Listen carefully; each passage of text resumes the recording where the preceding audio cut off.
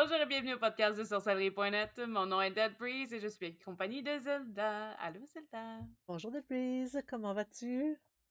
Ça va super bien et toi? Je vais survivre super bien. Moi aussi, super occupée, mais super le fun pareil. Ah, des fois, ben l'été, hein. En plus, l'été s'en vient, on a plein de projets, on Oui, a plein de trucs qui débloquent. Et bien que le sujet soit très intéressant sur nos vacances, malheureusement, c'est pas le sujet d'aujourd'hui. Donc, le sujet d'aujourd'hui, c'est le pouvoir des mots. C'est un gros sujet, certainement. pareil. Je vais te laisser commencer. Je suis sûre qu'on va avoir plein de choses à dire au cours du podcast. Parce que, Oui, comme je dis, là, ça va dans tous les sens avec les mots. ça va dans tous les sens. Et les mots, quand on parle de magie, sorcellerie et tout, ça prend une place énorme, autant dans les rituels, dans les sortilèges, dans tout. Ça prend vraiment une très, très, très grande place. Et on en parle souvent justement dans la rédaction des rituels ou quand on regarde sur un livre pour essayer de voir, bon, c'est quoi l'incantation que je dois dire. Ça prend beaucoup de place parce que tout simplement la concentration, puis toum, je fais un coup de baguette magique et ça envoie de la magie. Ça marche pas vraiment tout à fait comme ça Mm. dans la vraie vie. Les mots ont quand même une importance quand même assez majeure. En fait, je vais commencer par vous parler un peu de historiquement, c'est quoi et qu'est-ce que je veux dire par, tu sais, comme les mots, les incantations, le pouvoir, parce qu'il y a quand même un côté historique à ça. Puis par la suite, ben, j'ai l'intention de vous parler aussi de psychologiquement, c'est quoi le pouvoir des mots, parce que là, c'est quand même assez, disons, là, je veux t'ensorceler. Ça a quand même un gros impact au niveau psychologique. En fait, les mots qu'on utilise dans les incantations et tout, ça fait partie autant d'une culture, autant religieuse, parce que oui, les grosses religions ont quand même un impact dans nos pratiques. On le voit surtout dans l'histoire avec les prières, les incantations qui sont liées à Marie, à Jésus, puis à Saint, je sais plus qui. Au niveau traditionnel, par nos traditions familiales, par notre façon de parler, le langage, la façon qu'on parle, on les mots de pouvoir, c'est autant des mots qu'on est capable de comprendre, mais qu'on déforme aussi. Puis il y a une façon de les déformer, ces mots-là, pour que des fois, c'est drôle, hein, on a l'impression que c'est des mots de pouvoir et parce que justement, c'est des mots qu'on ne comprend pas, ça a quand même un impact psychologiquement parlant parce qu'on peut dire à peu près n'importe quoi à quelqu'un en disant que c'est une grosse incantation et la personne elle risque de nous croire pas mal plus fort que si on disait des vrais mots. C'est assez comique à dire. C'est vrai en Hem, plus. oui et des fois, ces mots-là, ça peut être autant dit, chanté, chuchoté, marmonné, crié, réciter, on les utilise les mots, pas juste au niveau verbal, mais aussi, sur écrit, sur des textes, sur des amulettes, sur des, malédictions, conjurations, les prescriptions, parce que oui, à l'époque, quand on voulait, heu, guérir un malade, ben, on écrivait une incantation sur un bout de papier et ça faisait office de prescription. C'est drôle.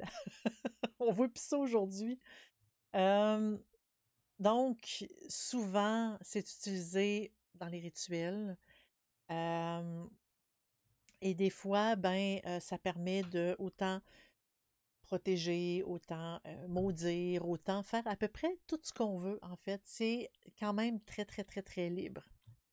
Ça peut on dit que certains mots peuvent prévenir autant, tu sais, comme le vol, les attaques, les malheurs. Ça prévient à peu près tous ces, disons, je sais pas si tu te souviens d'avoir vu autant dans les livres, tout ce qui est rituel, c'est immensément large, tout ce qu'on peut y trouver côté incantation, puis tout ce qu'on a de besoin. N'est-ce pas, Dead Breeze? Oui, effectivement, mais je pense qu'on en a. Écoute, n'importe qui ouvre un livre ésotérique, on se rend compte à quel point là, chaque syllabe est importante. En fait, de chaque livre, c'est ce qu'ils disent. Il y a aussi plusieurs impacts au niveau du son qu'on peut avoir. Fait que ça peut être super intéressant à ce niveau-là aussi. Exactement. Euh, les langages, je veux dire, on peut je sais que dans les livres, tout ça, les vieux livres, on parle souvent du latin, mais je pense pour moi, je suis sûre que tu vas tout parler de ça. Mais Ben là, mais continue, continue, non, vas-y, vas-y, vas-y, vas-y. on parle souvent du latin, peu importe la langue, chaque langue a aussi, la façon que c'est prononcé, la façon que chaque mot est dit peut créer des provocations. Après tout, dans l'Église, catholique, ils font les exorcismes, généralement, c'est pas nécessairement que les gens comprenaient les mots qui étaient dits, mais plus, les sons. Donc même ça, ça faisait une grosse différence au niveau des exercices. Ou en tout cas, est-ce qu'il était tout vrai? Ça, c'est une autre histoire. Mais, l'impact des mots qui peut avoir une résonance sur quelqu'un peut être quand même assez fort. Euh, J'imagine aussi que justement, tu as créé l'effet de peur que tu as parlé un petit peu plus tôt. Même chose, ça peut être aussi bénéfique. Que quelqu'un utilise des mots qu'il ne comprenne pas, il y a un sens du mystère.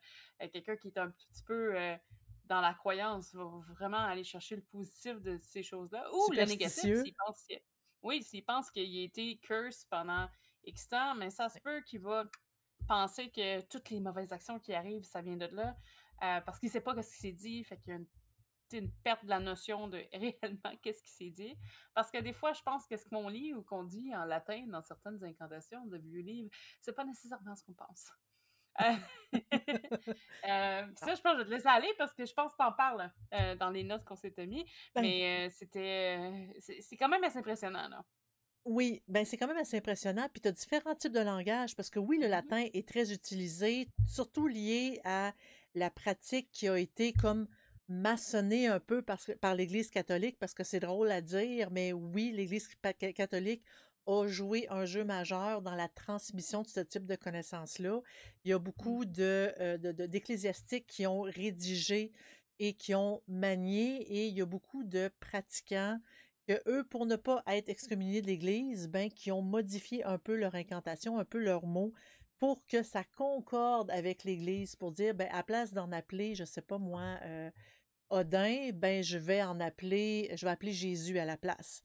Fait que l'Église catholique était super content, puis ça faisait le travail, il appelait une entité et ça allait bien. Donc oui, le latin a quand même une grande place, mais il y a différents langages, il y a différentes langues, puis autant en langage parlé que écrit, il y a tellement, tellement, tellement d'alphabets différents sur on trouve des livres qu'on dirait qu'il y a quasiment que ça, des alphabets différents.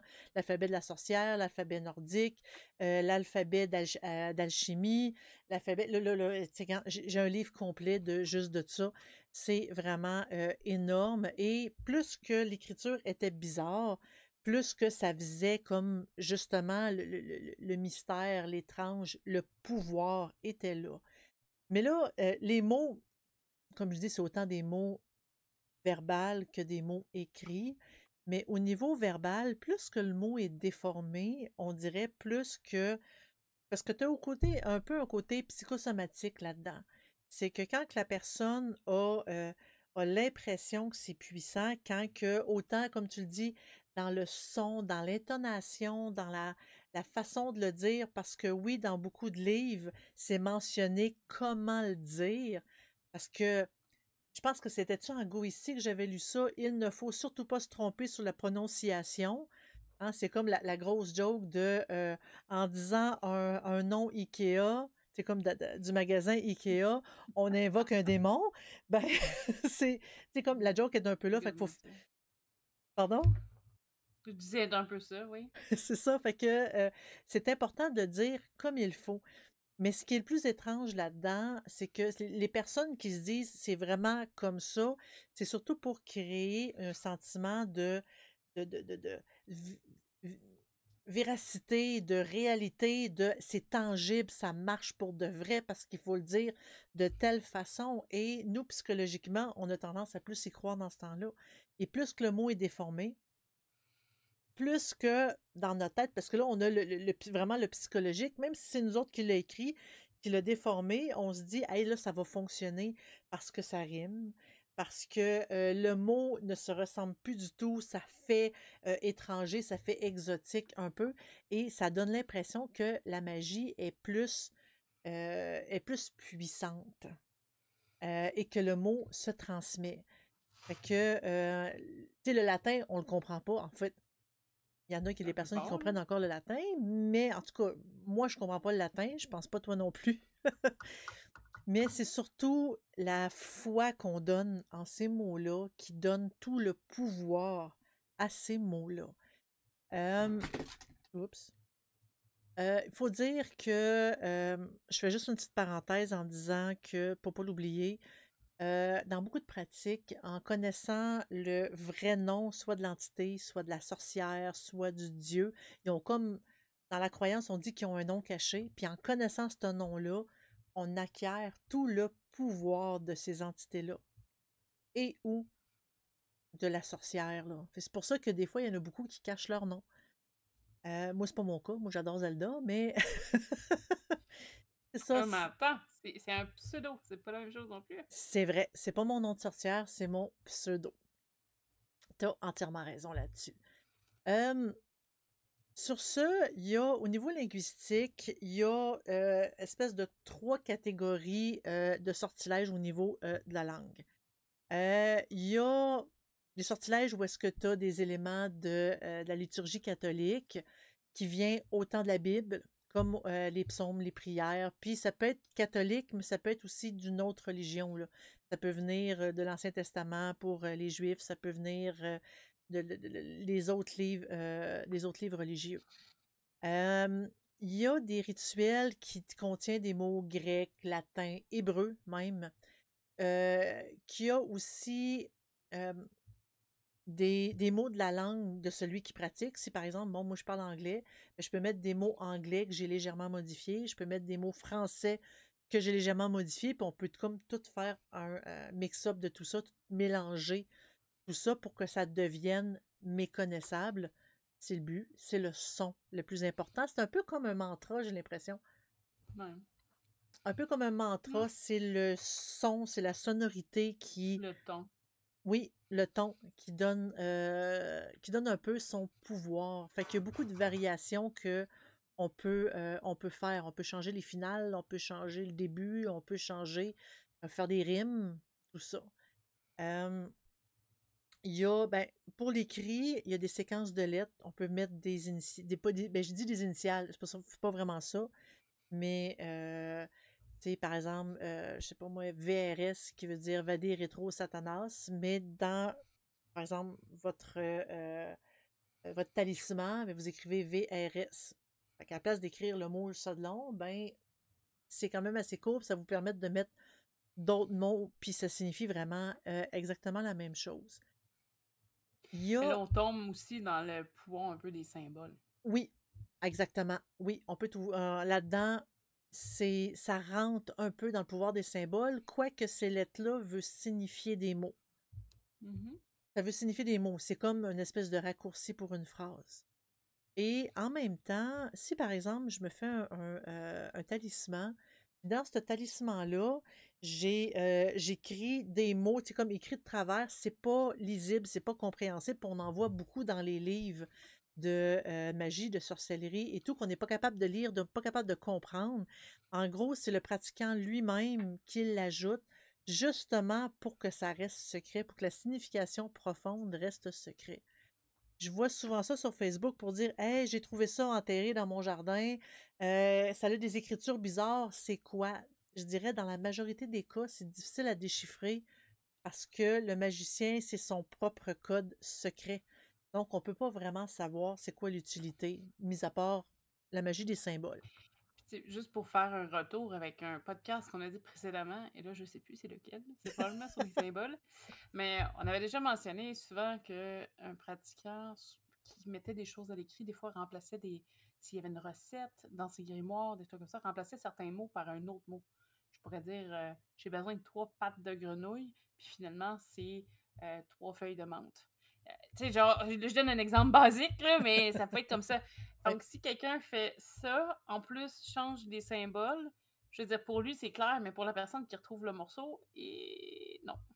Ben, c'est ça. Puis de là vient justement l'espèce de mythe de la sorcière qui met des yeux de crapaud, qui met de la bave de lapin. Là, je dis n'importe quoi, là.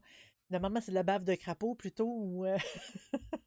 Mais La sorcière Des qui ingrédients fait insolites, là. des ingrédients très insolites, très dégueulasses, on va le mentionner. Et le mythe de la sorcière arrive un peu autour de là aussi, pour dire qu'elle fait une espèce de recette dégueu, mais souvent ça a un autre type de signification. On le voit beaucoup en alchimie. Euh, Ceci dit, on peut mettre, comme tu le disais, des symboles, des chiffres au travers des lettres. Euh, on a parlé de prononciation, mais parce que certaines langues, certains langages, comme le latin, ça se dit pas exactement la même chose qu'en français. Certains mots d'une autre langue, comme je sais pas, du japonais, comme de l'hébreu, comme n'importe quoi, ça se dit pas pareil qu'en français. Fait que la prononciation est quand même assez importante, tout dépendant de votre choix. Je peux donner un exemple juste avec le japonais, ceux qui l'apprennent, là, par exemple. Tout fonctionne avec des sonorités. Puis chaque groupe de lettres, c'est bizarre pour dire pour nous, là, mais a vraiment un temps de secondes, de millisecondes. Puis c'est tout pareil dans leur alphabet. Fait que, tu sais, mettons, sushi, mais le su puis le shi, il est tout le temps de secondes un puis l'autre. Chaque symbole a le même temps de secondes. Fait que la sonorité, par exemple, d'une parole en japonais versus la sonorité d'une phrase en allemand, où justement, l'allemand est quand même beaucoup plus dur au niveau des termes. Et quand on se rend compte aussi, au niveau du langage, l'allemand, il y a beaucoup, bon, l'anglais sort de là, mais il y a beaucoup de mots allemands qui sont comme coupés en deux, puis la langue anglaise, je vais garder cette partie-là. Ils ont rapetissé les termes. Dans le latin, nous, on le voit en médecine parce qu'on les utilise souvent encore, mais c'est plus universel pour beaucoup de langages aussi. Mais la façon que les radicaux et le mot est découpé va faire en sorte qu'ils vont se dire différemment. Et je pense qu'on a une langue qui est plus sonorée, c'est que les sons ont une différence. C'est plus mélodique, je pense, au comment que nos sons ou nos syllabes de l'alphabet sonnent. Euh, En Chine, si je ne me trompe pas, le même mot peut être utilisé selon la façon qu'il est prononcé avec une tonalité aiguë ou basse, le mot change complètement. Donc, il y a moins de mots, d'après moi, je ne sais pas. Mais le mot change complètement. Il faut savoir que si, oups, ça devient plus aigu en le disant, ça veut dire quelque chose, ça devient plus grave, ça veut dire autre chose. Donc, vraiment, je pense que la part des mots peut avoir une influence sur nous. Puis ça fait toute la différence, ça. Mhm. Je pense que même des rituels qui changeraient de langage, bien prononcés, pourraient avoir des effets différents Mhm. sur la façon que les mots sont utilisés, la façon que les mots sont prononcés. Euh, ça va sonner bizarre, mais quand tu regardes des séries, peut-être des fois dans des langues plus comme l'espagnol, l'italien sont forts là-dedans, très expressifs au niveau des émotions, surtout la frustration des fois, très, très, très, très, très, très expressif. Euh, Puis même la dépression ou les... Il y a beaucoup de films de Guillermo del Toro aussi, vous allez voir ça, des émotions poussées fortes en espagnol, et vous voyez le même film en français, puis ça marche pas, parce que la langue ne reproduit pas cet effet-là dans le son. Euh, donc, c'est quelque chose qui est intéressant aussi. Là, vous en avez accès à tout avec les films. Là. Quand vous allez chercher des productions qui sont originales dans une langue autre, vous allez réécouter un segment particulier très émotif. Vous allez chercher le segment original. C'est sûr qu'il y a le jeu d'acteur aussi qui entre, qui est un peu plus réel parce que c'est les vrais mots qui suivent la bouche. Mais le reste, vous allez voir la différence dans le ton. Des fois, vous avez peut-être des voice actors qui sont super bons, mais la plupart du temps, on perd un peu l'émotion dans certaines langues. Je pense que le français peut être très, très, très, très émotif, mais je pense qu'il y a Oui. des langues qui ça ressort encore plus. Puis je pense que le latin va aller chercher comme un peu la neutralité, comme une balance entre les deux. Là. Donc, Ouais, ben, il y a certaines langues que c'est assez. Ben, c'est sûr que nous, en tant que Français, on s'y connaît un peu moins, mais avec une langue gutturale, comme par exemple l'allemand, disons que le passage de l'émotion, ça fait bizarre côté sonorité. Mais ça, c'est juste mon opinion personnelle. Mais oui, en effet, il y a la sonorité, l'accentuation, l'intonation des mots, même la rythmique de la façon qu'on les prononce, ces mots-là, peut avoir un impact parce qu'on peut le mettre aussi sur une espèce de beat. On peut le dire rapidement, le dire lentement ou, tu sais, comme changer un peu dans la façon de faire, tout dépendant comment qu'on le sent. Euh, j'ai certains exemples que je vais juste comme mentionner vite fait.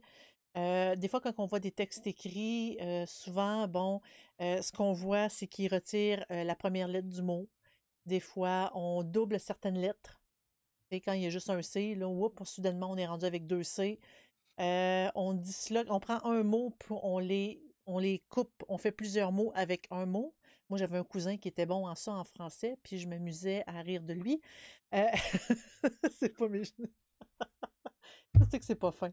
Mais, Pas fin. Faites mais, pas ça. ça, c'est le pouvoir du rire. Puis, qu'est-ce que ça a fait? Il s'est Mmh. forcé en français, puis il était meilleur à la fin de l'année, grâce à mon rire. Euh, Ceci dit, niaiserie mise à part, on peut faire disparaître ou apparaître certaines lettres, c'est comme rajouter des lettres ou en enlever du mot. On peut, ça je l'avais déjà dit, je pense, hein, associer des mots, tu sais, tant qu'en inventer des mots, ben, on peut créer des nouveaux mots, on peut contracter des mots, on peut abréger, faire des abréviations, ajouter des majuscules. Ça, on en voit pas mal souvent, autant dans les talismans, autant sur toutes les espèces de parchemins magiques ou les sortilèges. On a l'impression qu'il faut le dire plus fort. C'est peut-être ça aussi que l'auteur a l'intention. Mais tout dépendant, si c'est vous qui décidez de vous créer un mot magique, c'est sûr que le fait de le créer, il faut y penser aussi, il faut l'approfondir, ce mot-là. Il faut vraiment y penser pour dire comment que moi je veux que ça sonne, comment que je veux que ça soit, moi je peux dire, le mettre dans les tranches, le rentrer dans ma tête pour que je ressente cette magie-là, créer littéralement un mot magique. Prendre un mot ordinaire et en créer un mot magique. Euh, c'est ça, fait que peu importe la langue qu'on utilise, peu importe les mots qu'on choisit, la façon de les écrire, un codage, si vous décidez d'utiliser un codage, on peut il faut en fait penser que les mots doivent être recherchés pour qu'on puisse sentir leur magie de ces mots-là. Autant si on veut appeler une entité ou non, ça n'a pas vraiment d'importance, c'est vraiment le choix des mots. Il faut, quand on rédige une phrase, il faut faire attention au sens que la phrase peut avoir, parce que des fois, d'une personne à l'autre, on peut l'interpréter de façon différente. Euh, Puis ça peut aussi nous en retourner contre nous. On peut aussi, il faut éviter, ça je le répète tout le temps, on évite les mots négatifs, on évite les ne, les pas, parce que ça se retourne contre nous, notre cerveau ne le catch pas, ces mots-là. Mais parce que notre cerveau s'imprègne de ces mots-là et c'est la raison pourquoi il y a beaucoup de superstitions. Il y a certains pays qu'aussitôt qu'on dit qu'on est une sorcière, aussitôt qu'on dit qu'on pratique certains rituels, aussitôt qu'on dit toi je t'aime pas, je vais t'envoyer le mauvais œil ou je vais te faire un sortilège, soudainement la peur leur prend parce que justement la superstition est très, très, très, très ancrée. Et là, le pouvoir des mots prend un autre sens. C'est le pouvoir un peu justement de la superstition. Et c'est très facile de nuire à quelqu'un juste avec une phrase dite au bon moment. Oui, mais même sans sortilège, je pense qu'une phrase mal faite peut tellement provoquer des choses chez quelqu'un. Par exemple, t'as ton boss ou ton employeur qui dit une phrase, mettons, sur ton travail. Juste les mots utilisés peuvent faire en sorte faut faire la différence entre comprendre que, oups, il y a une erreur, puis on continue, puis on fait attention, ou je suis fâchée, mon employeur, il me traite, tout, tu sais, il me parle mal. Juste l'utilisation de certains mots fait une différence. J'ai vécu, mais je pense une fois sur Resnet, j'en ai compté souvent, mais où une personne, juste avec la perception de ce qui qui fait en lecture des mots utilisés va penser que je le chicanais. Finalement, moi, je vais juste dire Hey, qu'est-ce qui se passe avec le travail? Il y a longtemps qu'on avait des animateurs, puis ça fait longtemps. Puis se parlant en personne, on a tout de suite vu que, oups, il y avait eu un problème, juste un De problème de lecture communication. en tant que tel, là, c'est un problème de communication, mais Ouais. on est devenus amis, puis tout ça, il y avait pas de problème, mais sur le coup, je pense qu'il y a aussi la façon qu'on l'interprète, la façon qu'on le dit, de la façon qu'on le lit. Parce que si on lit un texte ou un email, puis ça, vous allez voir sur Internet, ceux qui sont tout le temps sur le net, ils le remarquent avec une intention, parce qu'on le fait automatiquement, ben là, hop, si cette personne-là, on dirait qu'elle était fâchée après moi, là, tout ce que cette personne-là va écrire va être négatif, et ça nous affecte aussi. Donc, c'est important aussi de se garder ça en tête que oui, si vous pensez ou dites des mots avec une certaine intention, ça va vous retourner. Euh, et ça vous influence votre environnement. Donc, si vous voyez toujours le négatif des choses, quand vous voyez des communications, ben, c'est toujours le négatif qui va ressortir, puis c'est pas quelque chose qu'on veut. Non. Donc, c'est de faire attention aussi de l'interprétation. Je voulais faire, je sais pas si j'ai le temps, je sais pas, parce qu'on est un peu short Vas-y. en temps aujourd'hui. Oui. Parenthèse, quoi que je pourrais le garder pour les prochains podcasts. Ouais, je regarde. Non, je vais le garder pour le prochain podcast. Ah, ben, gadon! Surprise! Mais Surprise! D'accord. Moi, je suis curieuse. Je n'ai aucune idée de quoi qu'elle veut parler. c'était sur des réactions sur des sons, mais je pense qu'on a des podcasts qui s'en viennent sur de la musique. Je pense que ça va être Oh plus oui! approprié. Oh! Oui. Oh! De la Oh! musique! Oh, on vous Ah! spoil avec des... Ah! On vous dira pas quand. Je serais pas capable. On dira pas quand, mais on a quand même une liste de faits. Donc, si vous êtes intéressés, venez vous joindre à nous. C'est sûr que si vous venez en direct, vous pouvez échanger avec nous. Sinon, ben, à moins d'être membre Patreon ou abonné Twitch, ça va prendre un mois avant que vous puissiez écouter les podcasts. C'est triste, Vous hein? devriez nous dire en commentaire c'est quoi vos mots préférés. J'aimerais Y ça. a-tu des mots ouais? Y Mm. a-tu des mots qui viennent vous chercher? Y a-t-il Je des sais mots pas. qui vous font plus peur, qui vous évoquent des émotions fortes, des émotions intenses? Je serais curieuse de voir si ça aurait un lien au niveau magique ou c'est plus au niveau, je sais pas moi, je veux dire de votre apprentissage, mais de votre culture. Des fois, il y a certains mots assez forts au niveau de la culture que on peut associer à des mots de pouvoir. Le pouvoir des Je mots. saurais pas quoi répondre de toute façon. Ça me prendrait plus de temps pour réfléchir à ça. Mais on pourrait le répondre dans un prochain podcast. N'oubliez pas, on est sur Discord si vous voulez discuter. Il y a plein de sujets qui pop en ce moment, donc c'est le temps de venir nous voir, nous dire coucou. On aime ça. YouTube est toujours là, donc si vous nous voyez par YouTube, allô YouTube. Sur le sorcellerie.net, on a un Facebook pour donner les dernières nouvelles. On a aussi un Patreon si vous voulez nous encourager. On est sur Spotify, Google Podcasts et Apple Casts et un paquet de petits trucs balados qui sont, sont publiés que je ne connais pas par cœur, malheureusement. Si vous avez des questions, on est toujours là. Vous pouvez l'envoyer sur Discord. Vous pouvez toujours venir sur nos lives sur Twitch. Zelda aussi fait des vidéos durant le week-end et parfois durant la semaine sur plusieurs sujets. Il y a toute la grille sur Discord, donc vous pouvez voir exactement qu'est-ce que vous allez avoir à peu près. Et sur Parce que des Facebook. fois, il y a des modifications. Mais sur Facebook aussi. Donc, à portée de main, donc s'il y a des choses qui vous intéressent, faut juste vous présenter. Sur ce, alors, je vous souhaite une excellente semaine. Puis on se revoit dans 2 semaines. Bonne soirée. Bonne Bye! semaine!